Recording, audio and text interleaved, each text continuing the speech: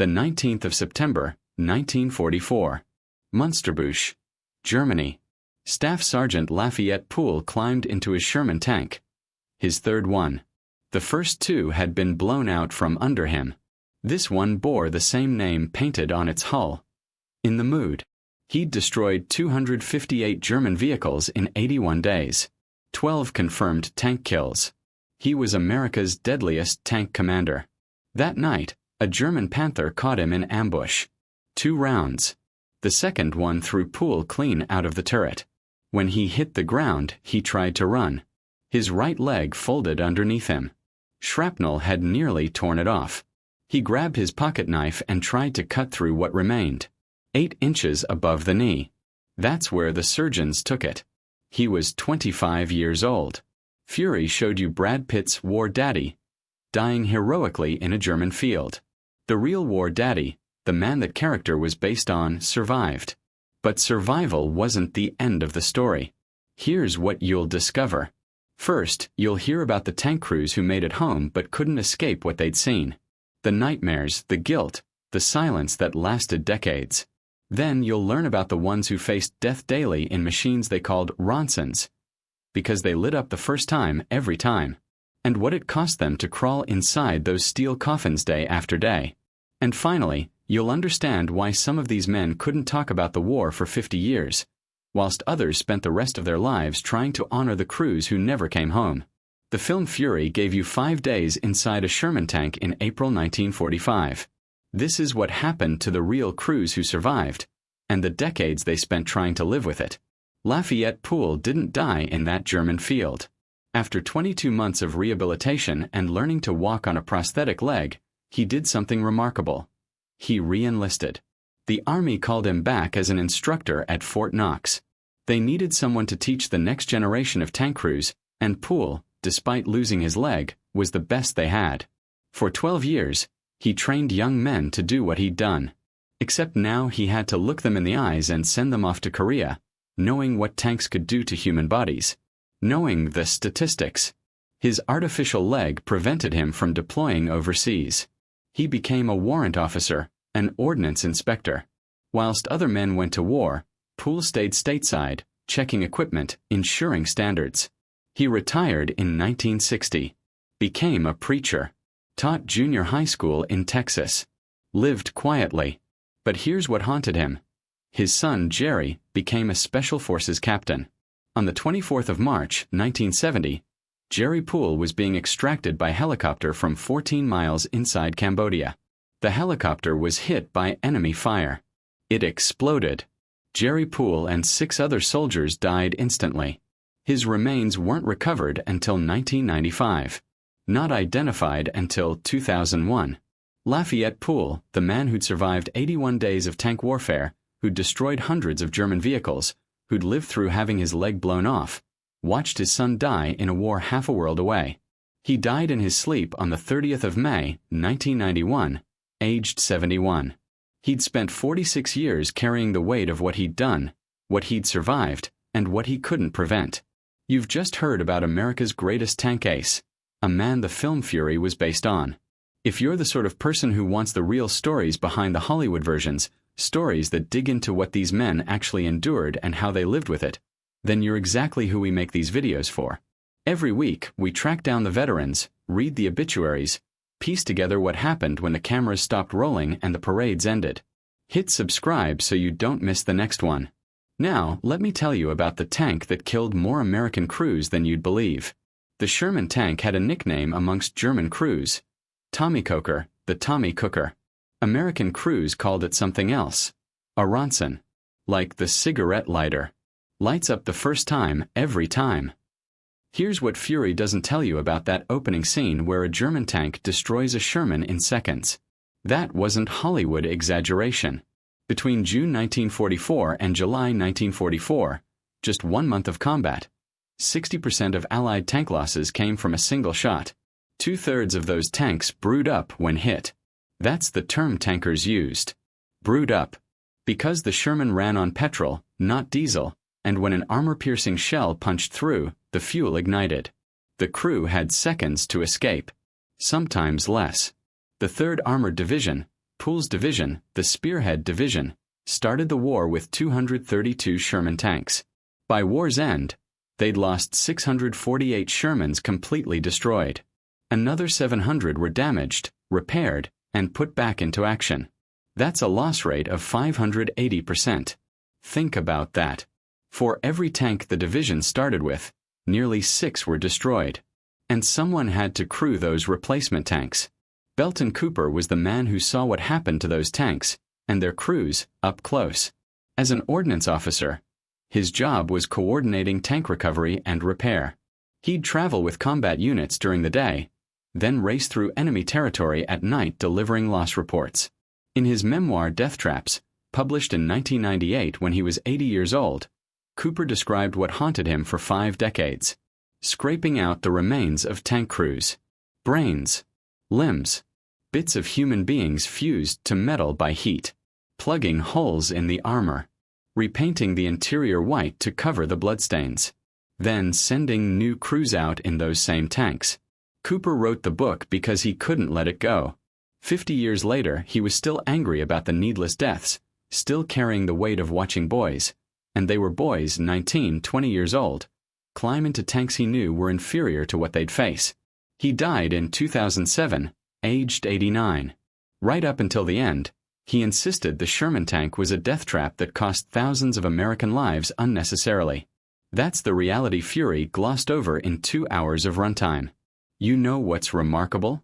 Most people watch the film, enjoy the action, and move on. But you're still here, which tells me you're someone who actually cares about honoring these men properly. Not just as characters, but as human beings who climbed into metal coffins every single day. That's exactly why this channel exists. We're building a community that refuses to let these stories fade away. If that sounds like something you want to be part of, subscribe. Now, let me tell you about the gunner who couldn't forget. The 6th of March, 1945. Cologne, Germany. The cathedral loomed above the rubble. Corporal Clarence Smoyer sat in the gunner seat of a brand new Pershing tank, one of only 20 in Europe. The army had rushed them over after the disaster of the Battle of the Bulge, desperate for something that could match German armor. Smoyer was 21 years old. Tall, lean, with gentle blue eyes. Back in Pennsylvania, he'd never been in a fistfight. He'd gone hunting once, for rabbit, and even that half-heartedly. Now he'd been fighting for 8 months. That morning, his company commander came on the radio. "Gentlemen, I give you Cologne. Let's knock the hell out of it." They charged into the city. Smoyer's crew advanced carefully. The Germans were fighting to the death, using tunnels beneath the city to launch ambushes. Then they encountered a Panther tank parked near the cathedral. It had just knocked out 2 American Shermans. 3 men dead. Smoyer's tank commander, Bob Early, went on foot to scout. He saw the Panther's flank. Perfect shot. But by the time he returned to the tank, the Panther had turned its gun. They pulled into the intersection. Instead of seeing the Panther's side in his periscope, Smoyer found himself staring directly down the barrel of an 88mm gun. He fired. Once. Twice. 3 times. The Panther caught fire. An army cameraman named Jim Bates filmed the entire engagement. The footage played in cinemas across America. Clarence Smoyer became the hero of Cologne. What the newsreels didn't show was the civilian car caught in the crossfire. A German woman died in that intersection. That's what haunted him. Not the tanks he destroyed. He knocked out 5 during the war. Not the German crews, but that woman. An accident. Collateral damage. Wrong place, wrong time. Smoyer returned to Pennsylvania in August 1945. Got married. Had 3 children. Worked at an industrial plant. Hardly anyone knew he'd been a tank gunner. Fewer knew he'd killed 5 German tanks. He didn't talk about it. Not for decades. The nightmares never stopped. The fear of rounding a corner and finding yourself in a German tank's crosshairs. The split-second decisions. The smell of burning metal and flesh. In 2013, nearly 70 years after the Battle of Cologne, Smoyer traveled back to Germany. He met Gustav Schaefer, the 18-year-old German gunner whose tank Smoyer had destroyed earlier that day. The two old men shook hands in front of the cathedral. They placed roses on the grave of the woman killed in their crossfire. They kept in touch through Christmas cards and letters. Smoky calls via Skype. Until Schaefer died in 2017, aged 90. In 2019, author Adam Makos published Spearhead, telling Smoyer's story. The book brought Smoyer, then 95, into the spotlight. For the first time in 74 years, Smoyer climbed into a Sherman tank.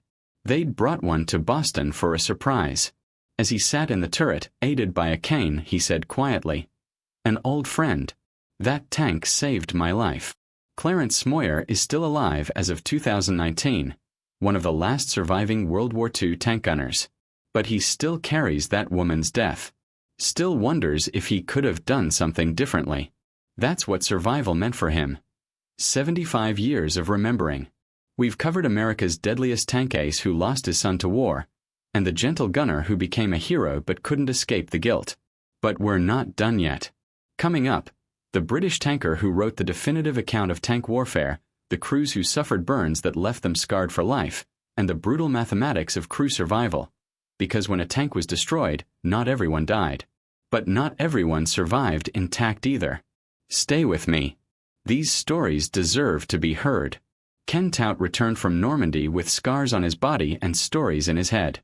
He'd served in the Royal Armoured Corps commanding a Sherman Firefly, the British variant armed with a 17-pounder gun. On one summer day in 1944, his crew was present when Joe Ekins fired the shots that knocked out 3 Tiger tanks. One of those Tigers was commanded by Michael Wittmann, the legendary German tank ace. After the war, Tout studied theology, worked for charities and the United Nations, wrote military history books questioning the myth that German armor was superior, challenging the narrative that diminished Allied tank efforts. His most significant work was Tank, a * British trooper in Normandy Star. Published decades after the war, it detailed 24 hours in August 1944 from a tank crewman's perspective. Many consider it the classic account of what it was actually like inside a tank. Tout didn't sanitize it. The fear, the heat, the claustrophobia, the constant dread of an 88mm shell punching through the armor, and the aftermath, what the war did to men's minds. In later years, Tout gave interviews for museum exhibitions. He spoke candidly. The tank was your home for long enough. You lived in it, and you fired a gun to save your life. And you saw these terrible things happen when a tank blew up. That stays with you. It was a visible cremation of one of your friends. He wrote about courage. In the moment of utter crisis, it is often the quiet, modest man, rather than the braggart or bully, who steps up to accept the ultimate challenge of imminent death. Ken Tout died in 2012. He'd spent his post-war life ensuring that tank crews, British, American, Canadian, were properly remembered, not as characters in films, but as human beings who endured hell. His voice still speaks to visitors at the Tank Museum in Bovington. A video introduction to the World War II exhibition. An old man with kind eyes saying, "We fought to secure freedom from oppression. This is our story." Here's what Fury gets wrong about tank warfare. In the film, when a tank is hit, crews either escape unscathed or die instantly. Reality was messier and crueler. Studies from the Western Front showed that when a Sherman was destroyed, approximately 25% of the crew died. The rest survived. But survival came in many forms. Burns. Horrific, disfiguring burns. When an armor-piercing shell penetrated a Sherman, it didn't just kill. It created superheated fragments of metal that ricocheted inside the crew compartment. Petrol ignited. Ammunition cooked off. Tank crews learned to identify their position's risk. The loader had the highest fatality rate, 39%. The radio operator, the safest, 10%. But safest is relative when you're inside a metal box being targeted by 88mm guns. Then there were the amputations. Not just from direct hits, but from trying to escape burning tanks. Men who caught their legs on hatches, who fell wrong, who were partially crushed when tanks rolled over after being hit. Vernon Foster, who fought with the 714th Tank Battalion, survived the war. His Sherman, named Dottie after his wife, saw action through France and Belgium. He fought at the Battle of the Bulge. Years later, he recalled the day 3 of his men were injured. "I never cried," he said, "but I cried that day. 3 of my men were injured, and there I was, needing a whole new crew of sergeants, and that day I cried. I never cried before or since. Tough day." He wasn't crying because they'd died. He was crying because they'd survived, but they'd never be whole again. And there was the psychological damage. PTSD wasn't a diagnosis in 1945. It was called battle fatigue, or shell shock, or nothing at all. Men went home and didn't speak of it. They woke screaming in the night. Loud noises sent them diving for cover. The smell of petrol or burning rubber triggered flashbacks. Many took to drink. Some couldn't hold jobs. Others vanished for years, unable to adjust to civilian life. One veteran's family remembered him coming home, trying to reintegrate. But when asked about France, he walked out the back door and didn't speak for 2 days. Another kept every window in his house open, even in winter. He couldn't stand in closed spaces. 50 years after the war, he still refused to ride in lifts. These weren't the stories that made it into Fury, because they're not cinematic. They're just sad, but they're real. Belton Cooper spent the war seeing things most tank crews never did. Not because he was braver. Because his job required him to inspect every destroyed tank, coordinate every recovery, oversee every repair. He saw the Sherman's flaws up close. The thin armor. The underpowered 75mm gun. The narrow tracks. The petrol engine. He saw German shells punch through frontal armor like paper. He saw Panthers and Tigers annihilate Shermans before American crews could return fire. And he saw the bodies. That's what haunted him most. The recovery crews would pull a destroyed Sherman back to the maintenance depot. Cooper's job was to assess whether it could be salvaged. Sometimes the crew had escaped. Often they hadn't. He describes in careful detail the process of removing human remains from tanks, scraping tissue off metal surfaces, finding bits of men fused to equipment, identifying bodies by what little remained. Then they'd patch the holes, repaint the interior, and send the tank and a new crew back into combat. Cooper couldn't stop thinking about the boys who climbed into those refurbished tanks. Did they know the previous crew had burned alive inside? Could they smell the death beneath the fresh paint? After the war, Cooper became a successful businessman, founded a robotics and automation company, raised 2 sons. He didn't talk about the war. Not for decades. But at 80 years old, he sat down and wrote death traps, finally putting on paper what he'd carried for 50 years. The book is unflinching, angry even. Cooper doesn't hide his contempt for the generals who prioritized mobility over armor, who kept the Sherman in production knowing its limitations, who sent thousands of crews into battle in inferior tanks. He names names, questions decisions, demands accountability. Half a century too late to matter, but still. The book was published in 1998. Some veterans praised it. Others criticized it, uncomfortable with Cooper's bluntness. Cooper didn't care.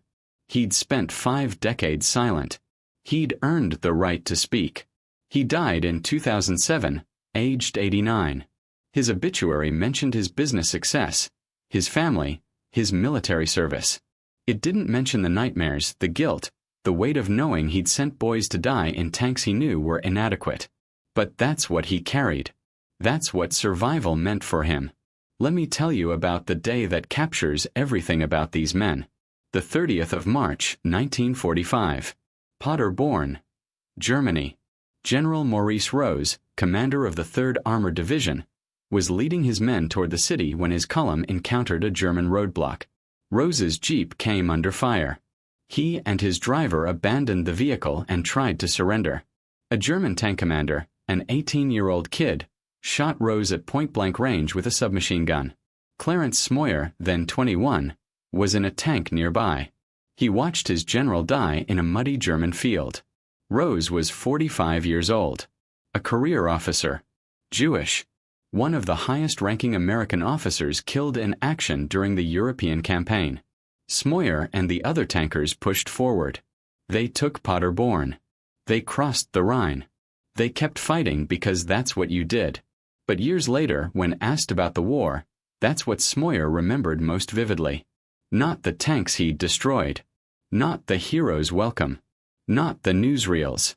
General Rose dying for no reason in a muddy field, shot by a terrified teenager whilst trying to surrender. That's what war actually was. Not the heroics. Not the glory.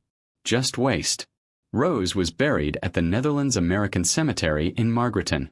Smoyer attended memorial services for him 74 years later, in 2019. By then, Smoyer was 95 years old. One of the last men alive who'd been there that day. He stood in front of a crowd, aided by a cane, and talked about Rose. About leadership. About the cost of war. What he didn't say, what he never said publicly, was how many nights he'd woken up thinking about that day. About how random death was. How a general and a private could both die in muddy fields, and neither death meant anything beyond loss. That's what these men carried home. Not glory. Not heroism. Just loss. What do these stories reveal about survival? Lafayette Pool survived 81 days of combat, only to watch his son die in Vietnam. He lived 46 years after losing his leg, and not one day passed without the war touching him. Clarence Smoyer survived 5 tank engagements, defeated German armor at Cologne, and spent 75 years haunted by a woman killed accidentally in the crossfire. Ken Tout survived Normandy and spent the rest of his life writing, ensuring tank crews were properly remembered, because silence felt like betrayal. Belton Cooper survived the war without ever commanding a tank, yet carried more guilt than most combat veterans. Guilt over the boys he sent into death traps day after day. Here's what Fury got wrong. Survival isn't binary. You don't simply live or die. You survive in fragments. Parts of you make it home. Parts don't. Some men survive by writing, transforming horror into words, hoping that if they could make sense of it, the nightmares might quieten. Some survived by teaching, passing their knowledge to the next generation, hoping their experience might save lives. Some survived by going silent for 50 years, locking it away so deep that even their families never knew. And some survived by meeting their enemies decades later, shaking hands in front of cathedrals, placing flowers on graves of civilians killed in the crossfire, seeking forgiveness or understanding or closure. But none of them truly escaped. The tank might have been their home during the war, but it became their prison afterwards. A mental cage they could never fully leave. These men didn't just fight the war. They carried it. For 50, 60, 70 years. Until they died. That's the real story Fury couldn't tell in 2 hours. Not the 5 days inside the tank, but the 50 years after.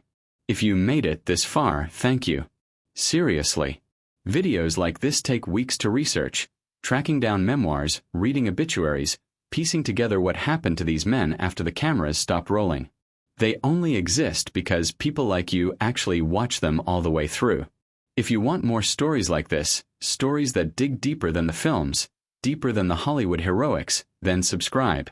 And if you really want to help these stories reach more people, share this video. These men climbed into steel coffins every single day, knowing the odds. They survived hell, then spent decades trying to make sense of what they'd endured. The least we can do is remember them properly. Not as characters. Not as heroes in films. As men who gave everything and then had to live with it. I'll see you in the next one.